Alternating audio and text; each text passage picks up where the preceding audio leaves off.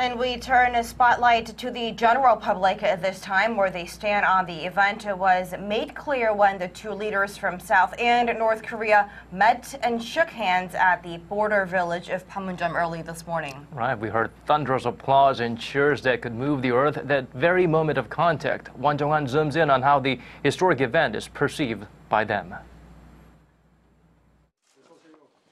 When North Korean leader Kim Jong-un arrived at the Military Demarcation Line between the two blue conference buildings, he was greeted by a smiling South Korean President Moon Jae-in. The historic inter-Korean summit between Moon and Kim began with a handshake at around 9:30 a.m. This was the first time a North Korean leader has stepped on South Korean soil since the end of the Korean War. And that's something seen by many ordinary South Koreans with some emotion. I was just passing by the train station, and when I saw the crowd watching the summit live on television, I was very moved. This is all very overwhelming. Unlike the past inter-Korean summits, watching the North Korean leader crossing the military demarcation line and coming to the south, I think that has its own significance. Kim Jong-un was wearing a black Mao-style suit for his debut on live international television. Millions of people have been watching the summit proceedings around the world, nowhere perhaps with more interest, though, than here in South Korea.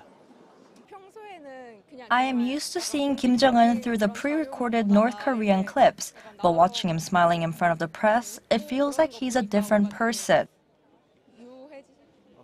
For the past few years, we had this image of a cold and stubborn person, but seeing the way he said hello to our President Moon Jae-in, it was quite surprising. And as the leaders enter the peace house to start their discussions, people express their wishes for a fruitful agreement.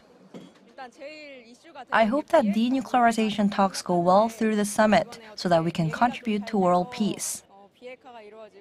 As an outsider, I can't really say much about that, but I do feel that there are definitely strong emotions about two nations wanting to come together, because the people of the two nations in the end are one.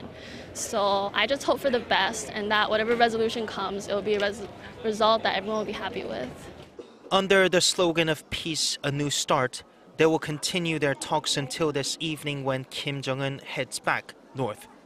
It's still too early to guess exactly what kind of agreement will come out of the meeting, though of particular interest is to what extent it will differ from previous deals. For now, in South Korea, public are welcoming the historic summit. Jung-hwan, Arirang News.